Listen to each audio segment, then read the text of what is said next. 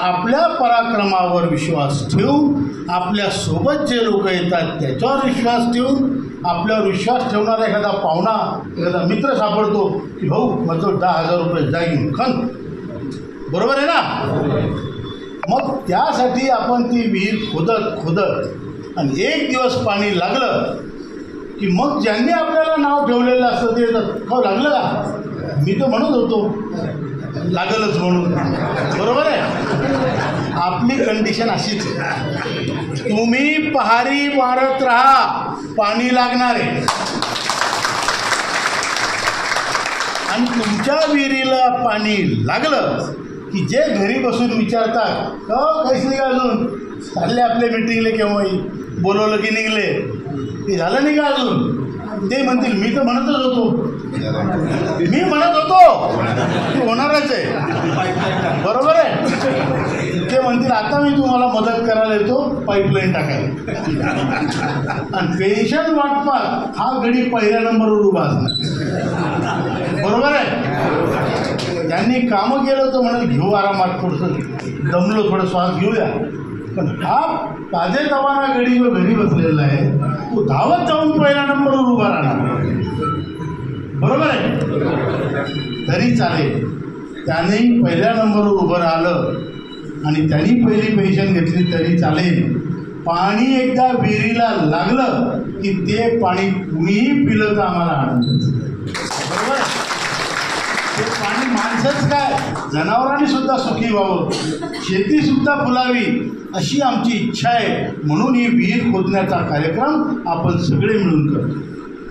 कोणाची कुदळ आहे, कोणाचं फावडं आहे, कोणाचं टोपलं आहे, कोणाची मेहनत आहे, कोणाची दोरी. पण विहिरीला पाणी लागल्याशिवाय थांबायचं नाही.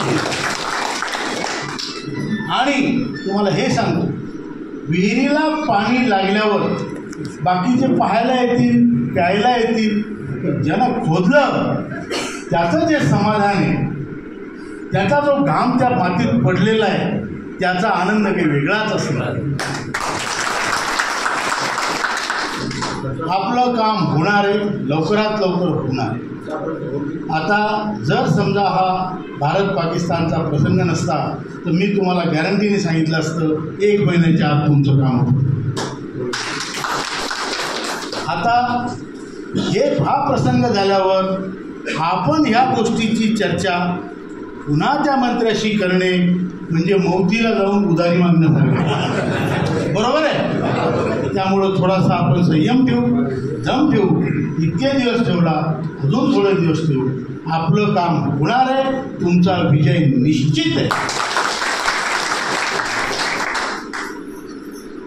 आता पोखरकर साहेबांचा खरं म्हणजे मी अतिशयोक्ती सांगत नाही, पण या विषयावर प्रचंड अभ्यास आहे. ते EDLI स्कीम असेल, तुमच्या पेन्शन असेल, तुमच्या ग्रॅच्युट्या थांबलेल्या असतील, या सगळ्या विषयावर त्यांचा सखोल अभ्यास आहे. आणि मी त्यांना आत्ता 26-27 तारखेला जो आपला राज्यस्तरीय अधिवेशन जे झालं त्यामध्ये त्यांना ही विनंती केली होती की तुम्ही लिहून काढा की प्रत्येक स्कीमचं म्हणजे यातून काय काय बेनिफिट्स आहेत आणि कोणाकोणाच्या थांबल्यात त्यासाठी काय करायचं. तुम्ही मराठीत लिहा, आपण त्याचा हिंदी इंग्रजी अनुवाद करू, पूर्ण देशात तो फिरवू. आणि पूर्ण देशात तो अनुवाद गेल्यावर प्रत्येक देशातल्या प्रत्येक आपल्या जिल्हास्तरीय नेत्याला आपण हे सांगू की तुमच्याकडे जर अशा अडचणीची लोकं असतील तर अमुक एक फॉर्मॅटमध्ये तुम्ही पत्र लिहा, एक तर आम्हाला पाठवा आणि एक कॉपी तुम्ही त्यांना द्या, एक आम्हाला द्या.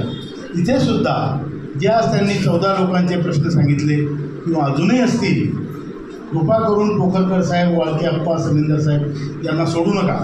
त्यांना तुमच्या अडचणी सांगा आणि त्या अडचणींचे प्रश्न एका ह्याच्यात देऊन त्याची यादी लावून आपण आपल्या राष्ट्रीय संघटनेत, राष्ट्रीय पातळीवरून ते पत्र मंत्र्याला आणि CPFCला देऊ. तुम्हाला सांगतो, आपल्या